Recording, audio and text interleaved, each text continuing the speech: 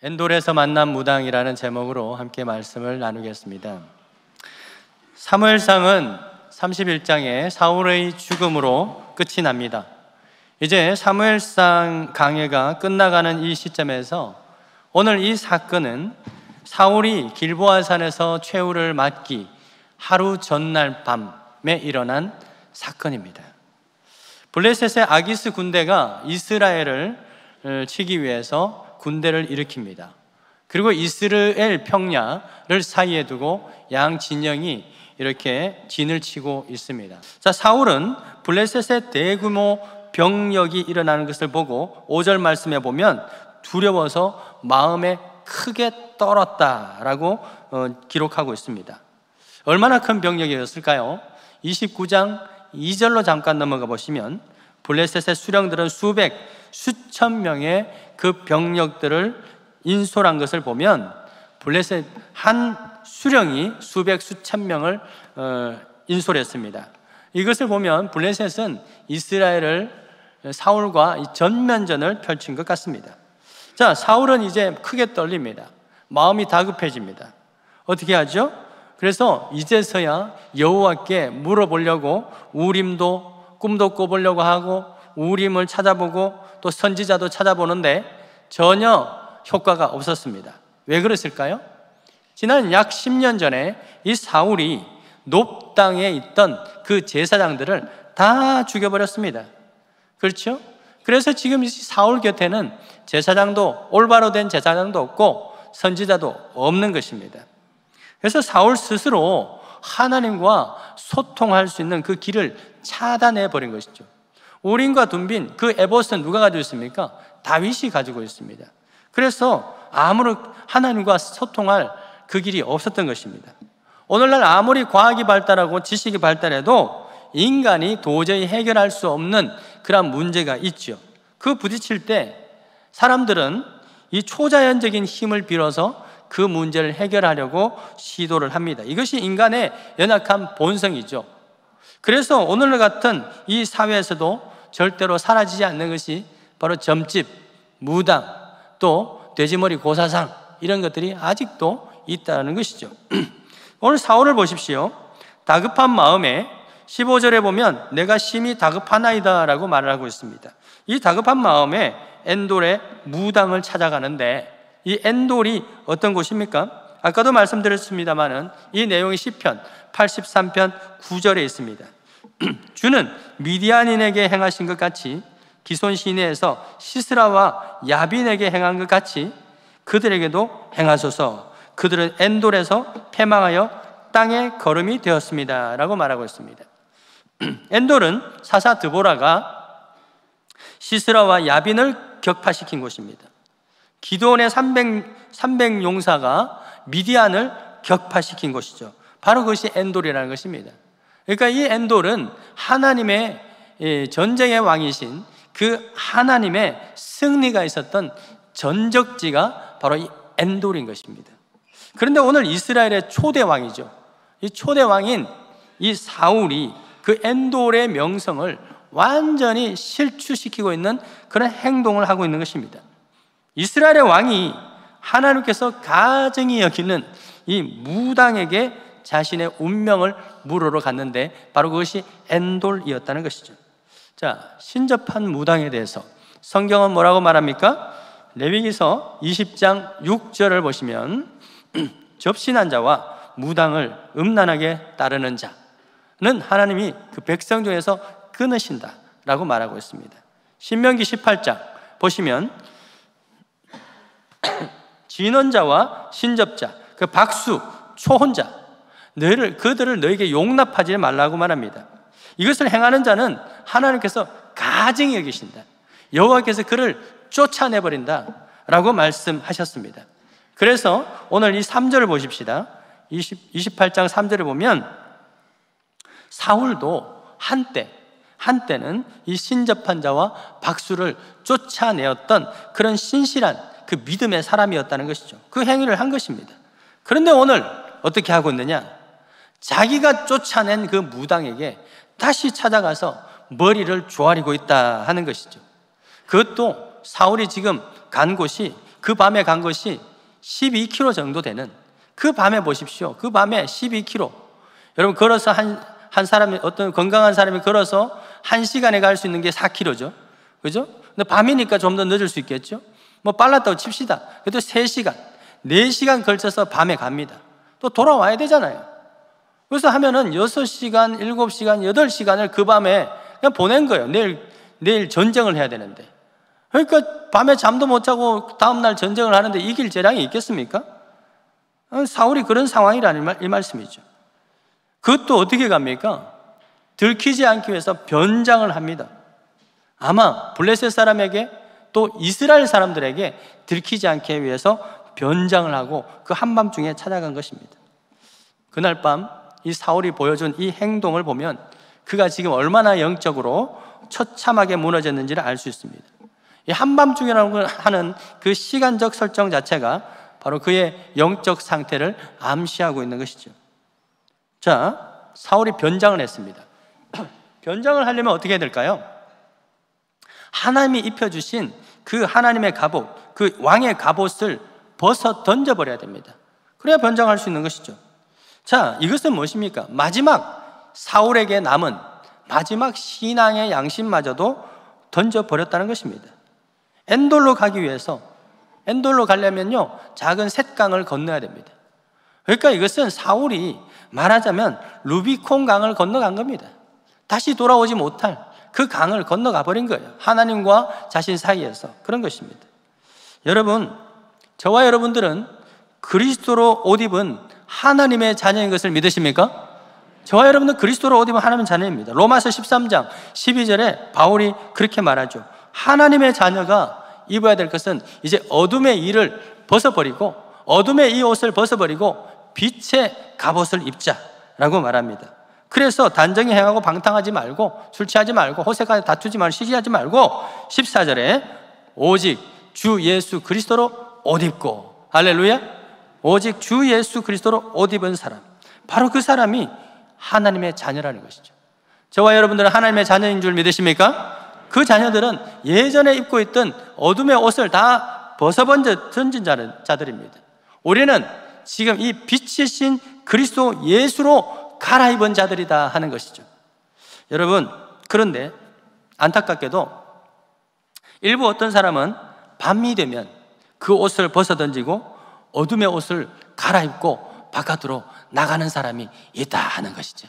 이게 아주 어려운 문제인데요, 하나님의 자녀라는 그 사실이 들키지 않기 위해서 변장을 하는 겁니다.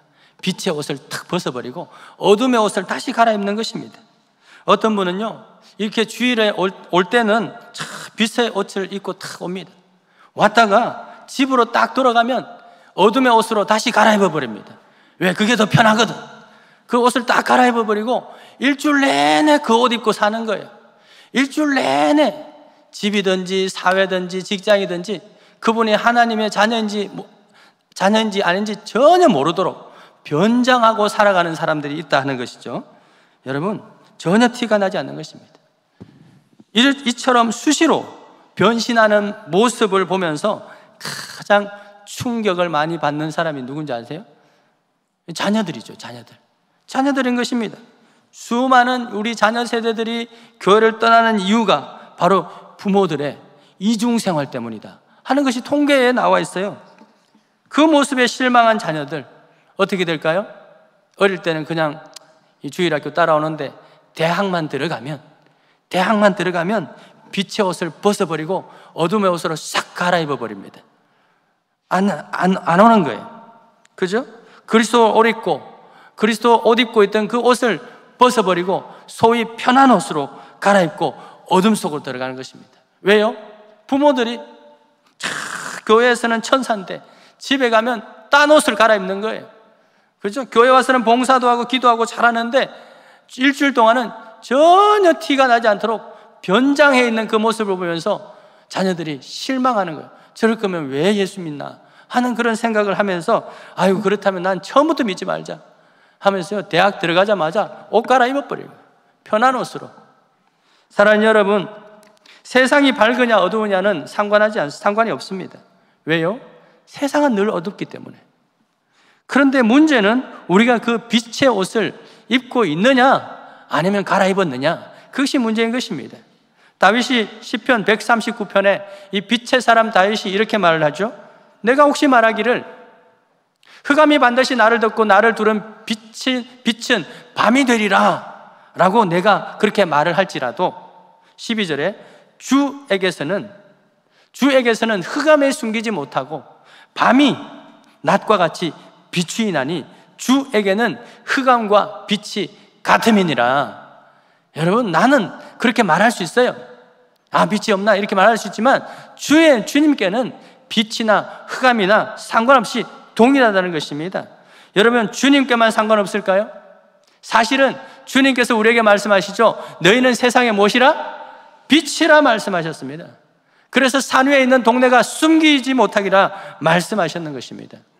빛의 갑옷을 입고 있는 성도 여러분, 지금 입고 계시는 그 그리스도인이라는 그 옷이 다소 불편하고 부담스러운 점이 물론 있습니다. 그렇다 할지라도 절대로 벗어 던지지 마시기를 축원드립니다. 왜냐하면 그 옷이 얼마나 값진 거냐, 여러분들이 입고 있는 그 명품 옷보다 더 비싼 거예요. 예수 그리스도 그 독생자 예수 그 핏값으로 사서 입혀주신 가장 고귀하고 가치 있는 옷이 그리스도인이라는 그 빛의 옷인 줄 믿으시길 축원드립니다. 여러분, 왜 이 옷을 입어야 되느냐? 이 옷을 입고 있어야 영원한 생명을 얻을 수 있기 때문에 그렇습니다. 우리가 이 옷을 입고 있는 한 우리가 어디를 가든지 흑암을 가든지 빛을 가든지 그것이 하나님 나라가 될 수 있는 것입니다. 때로는 우리가 접대를 위해서 술집에 갈 수도 있는 거예요. 그런데 그곳에서도 빛의 갑옷을 입고 있을 때 그것이 하나님 나라로 변화시킬 수 있는 줄 믿으십니까? 그래서 우리는 그것을 벗어 던져서는 안 되는 것입니다. 그곳에 가서도 빛의 역할을 감당해야 되는 것이죠. 그러면 하나님 나라로 변화될 수 있는 것입니다. 사울을 보십시오. 빛의 갑옷을 벗어 던져버렸습니다. 어둠의 옷을 갈아입고 불신자로 변장을 한 것입니다. 사울은 엔돌의 이 용암 무당을 찾아가서 사무엘의 영을 불러달라고 요청을 합니다. 여러분, 누구든지 심히 다급한 상황에 처하게 되면 순간적으로 이런 생각, 이런 행동 할 수 있지요. 그런 판단을 할 수 있습니다. 여러분도 혹시 뭔가 다급한 상황에 처하면 이런 생각 들지 않습니까? 성경을 보니까 별로 답이 없는 것 같고 점쟁이를 찾아가 볼까? 왜 점쟁이는 답을 똑똑똑 주거든요. 정확하게 동으로 가다 서로 가다 어디 가는지 딱 말을 해줘요. 점쟁이를 찾아볼까? 뭔가 이렇게 기도를 해도 응답이 안 되는 것 같고, 그 굿이라도 해서 푸다크를 해야 되나? 뭐 이런 생각 들어요, 안 들어요? 전혀 안 드시는 여러분 정말 주의 여러분 축복합니다. 그런 생각 안 들어요. 정말 감사하네요. 근데 문득 이런 생각을 우리 문화적 속에서 쓸 수 있는 거예요. 실제로요, 점집에 교인들이 그렇게 많이 온다는 그런 이야기가 있습니다.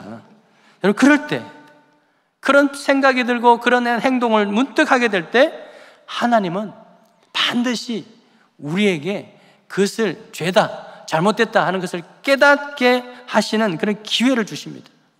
아모스서 3장 7절에 보면 주 여호와께서는 자기의 비밀을 그 종 선지자에게 보이지 않고는 결코 행하지 않는다고 말씀하셨는데, 하나님은 우리의 잘못을 깨닫게 하지 않고는 결코 심판하지 않습니다.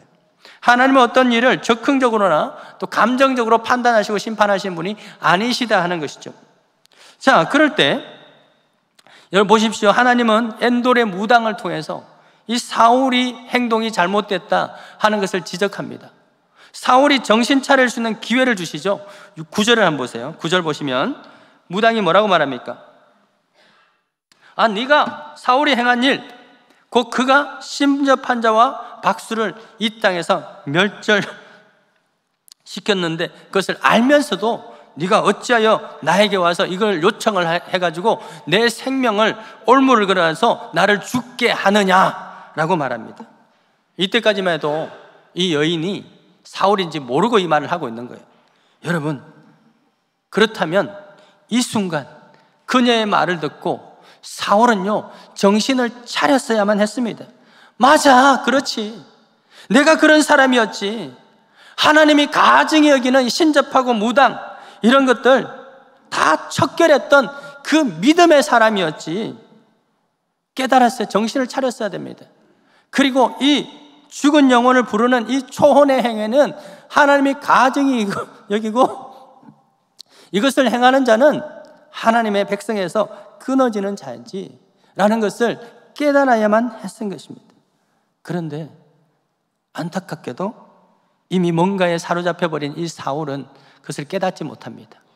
오히려 더 심한 말을 하게 되죠. 더 치명적인 말을 합니다. 10절 보십시오.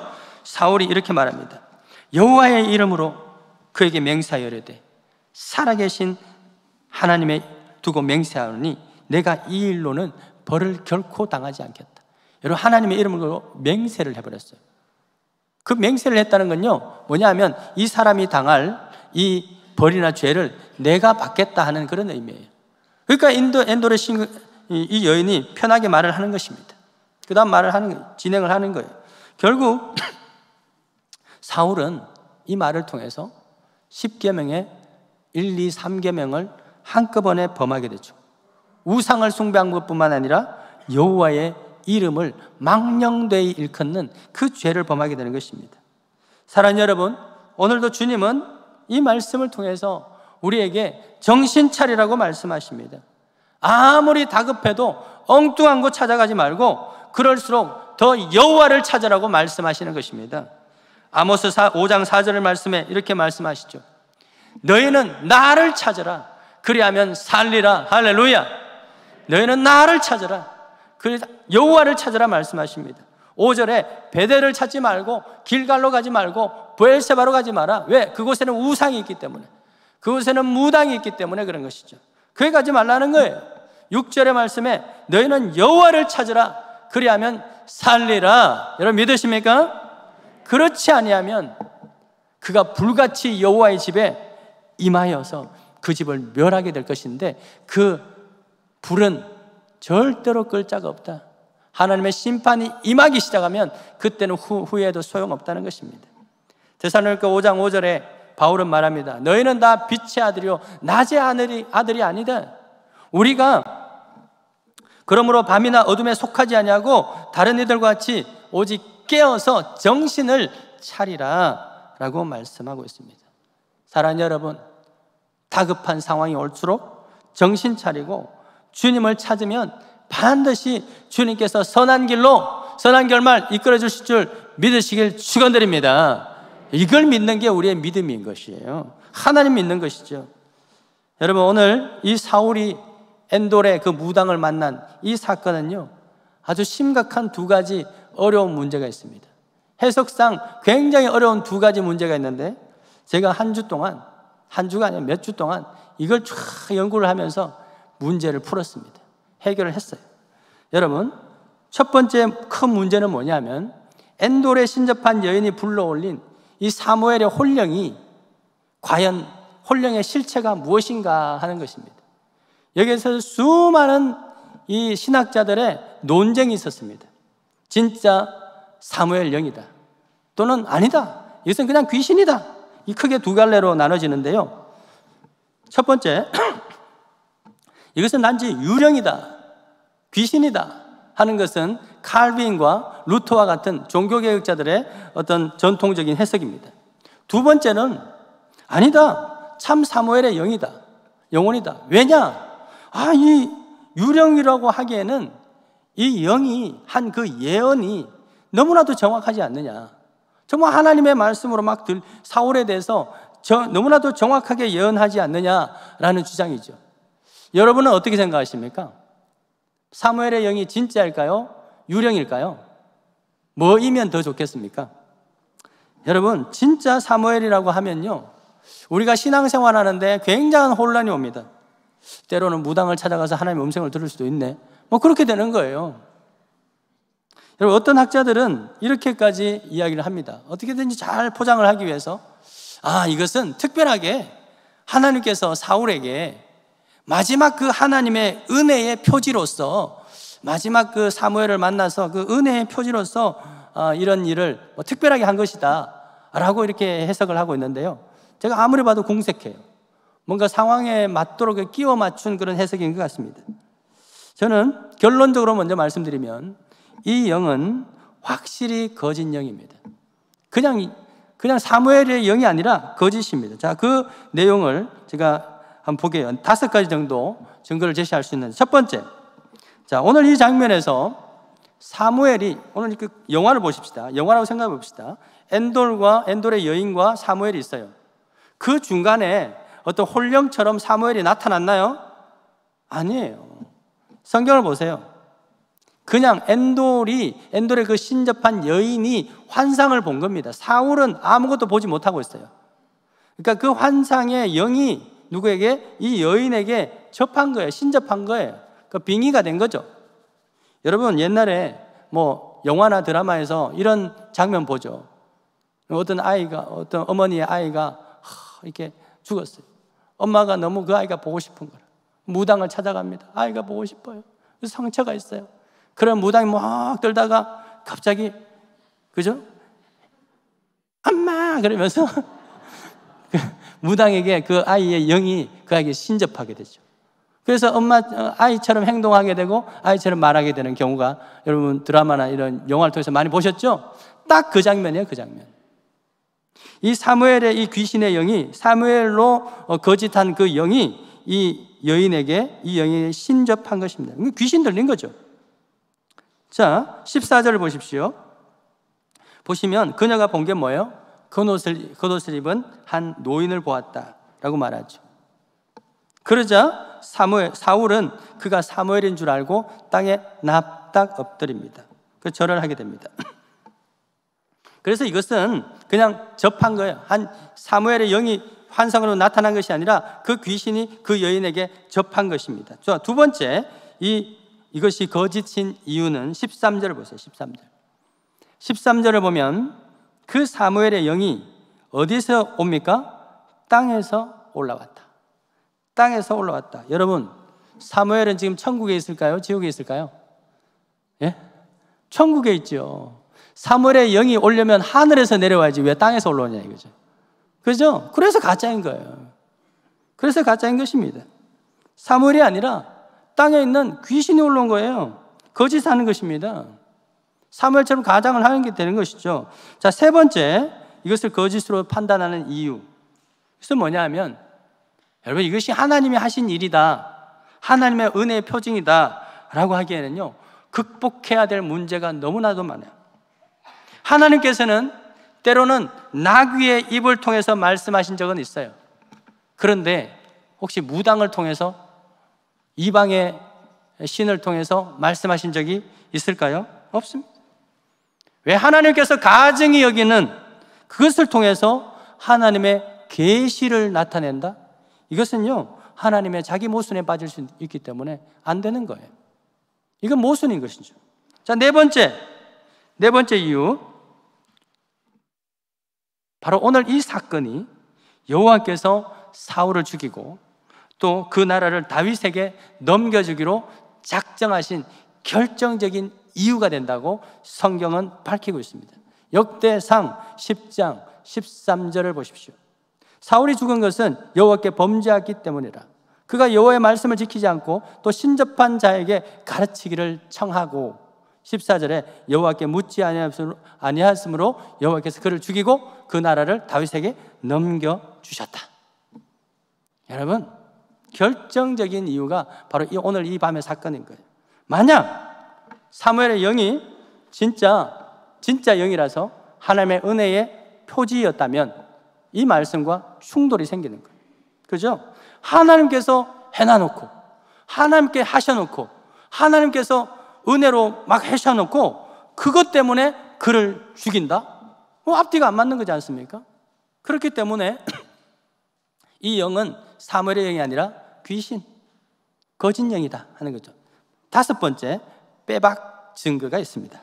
19절을 보십시오. 19절 보시면 사무엘의 영이, 귀신이 이렇게 말하죠. 내일 너와 내 아들이 나와 함께 있으리라.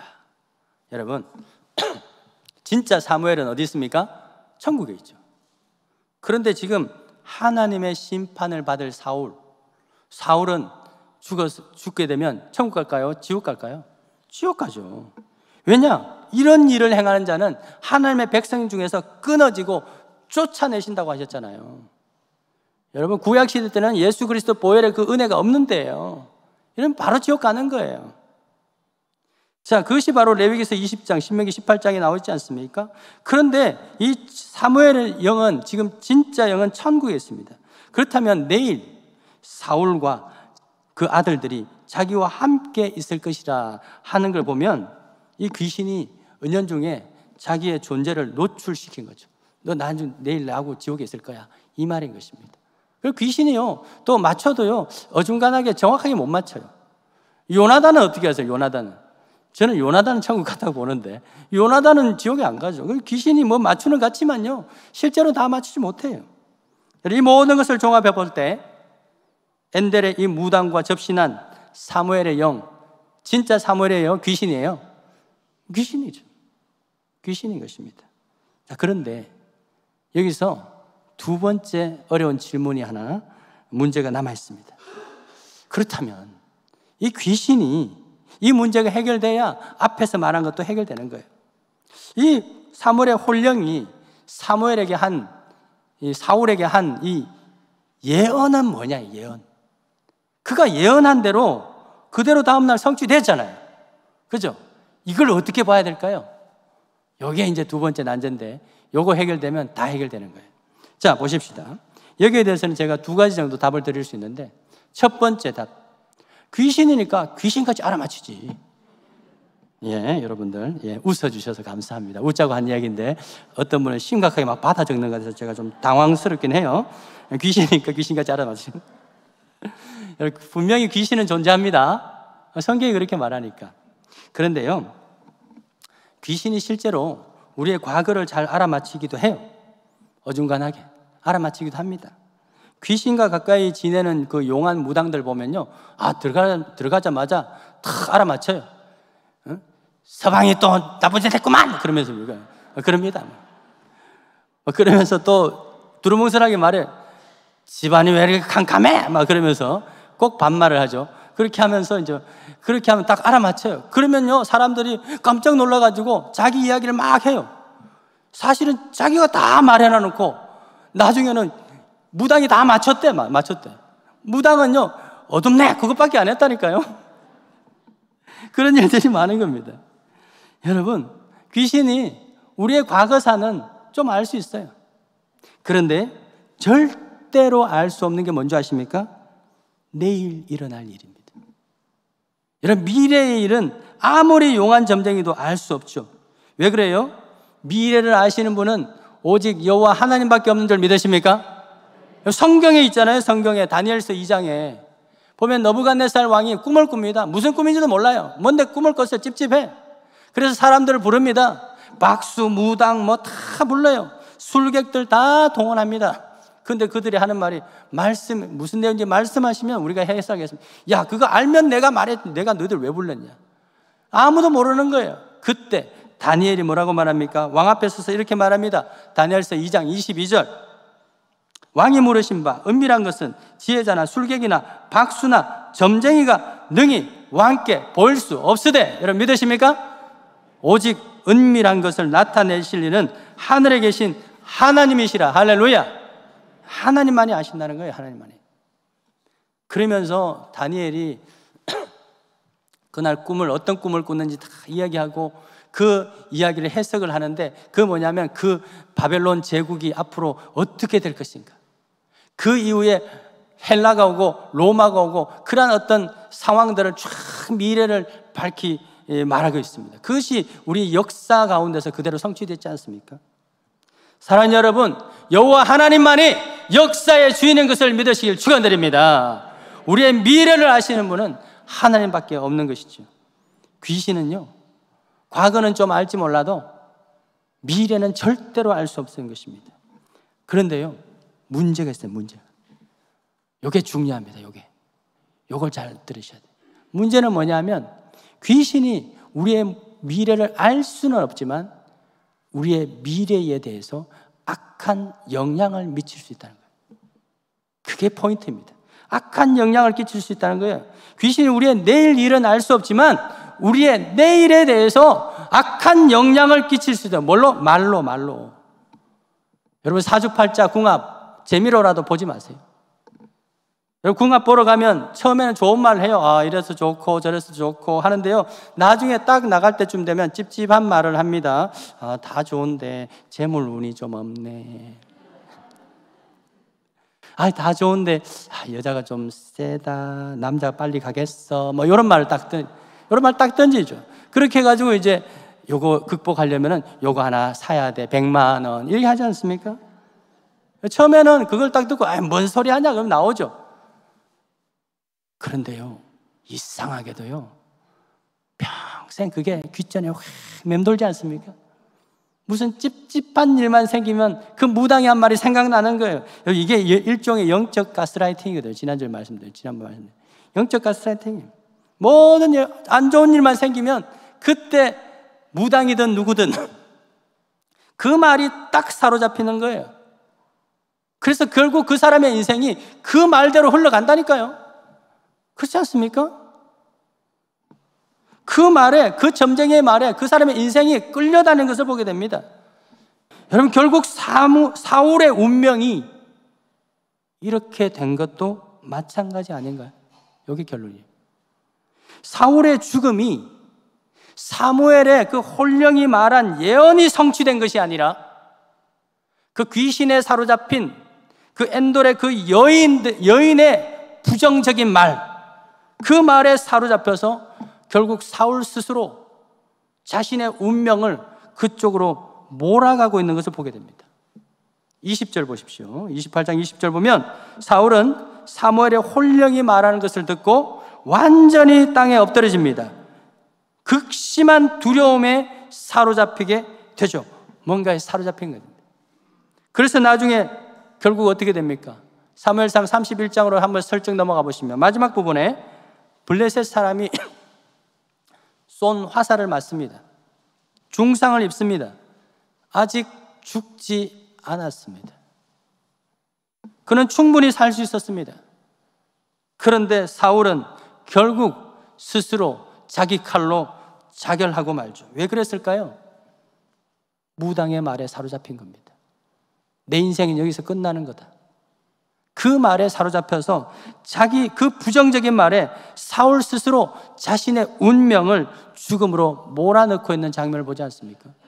하나님의 말씀을 듣지 아니하고, 이때 만약에 사울이 들어야 될 말은 하나님의 말씀입니다. 오히려 그때에 다윗을 찾아가서 하나님의 말씀을 상의하고 했더라면 이런 일이 일어나지 않았을 텐데, 이 엉뚱한 곳에 찾아가서 그 운명이 그것에 예속되고 속박되어서 그 죽음으로 몰아가고 있는 것이죠. 야고보서 3장 6절에 그래서 이렇게 말하고 있지 않습니까?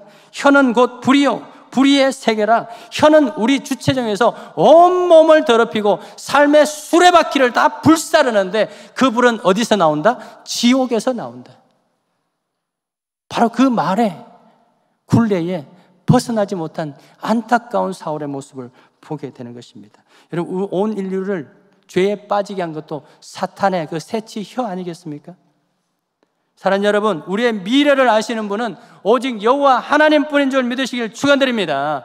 그래서 누가 와서 주절주절 거리면 어떻게 하라고 말씀하시냐? 이사야서 8장 19절에 보면 어떤 사람이 너에게 말하기를 주절거리며 속삭이는 신접한 자와 마술사에게 물어보라 라고 하거든.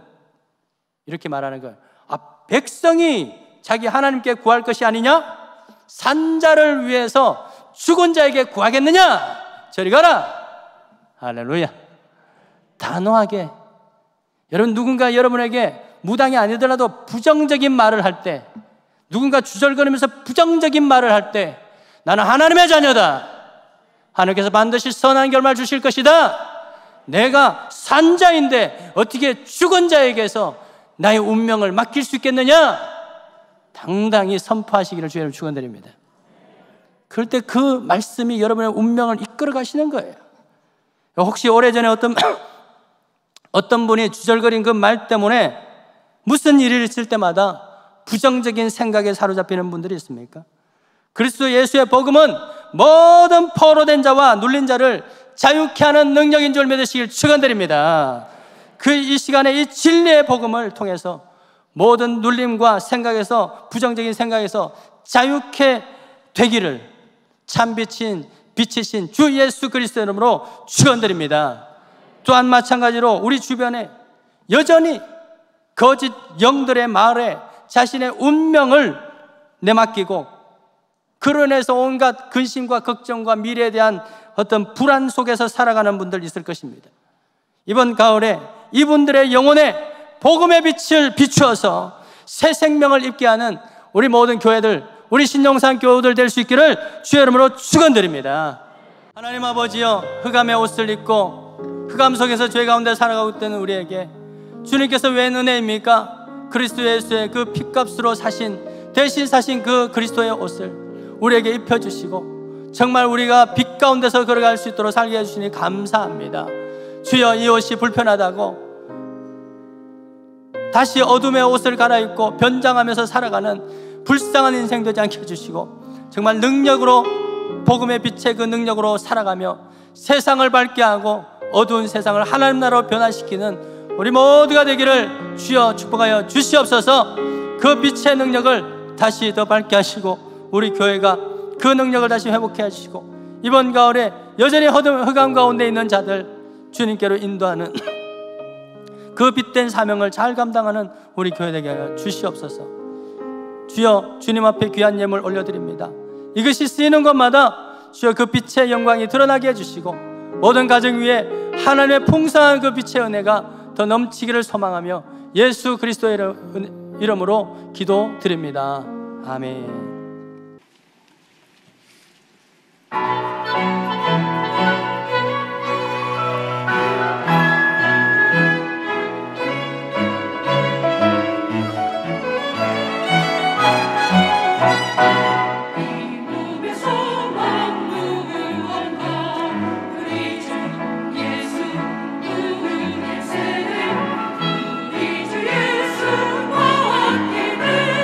믿음이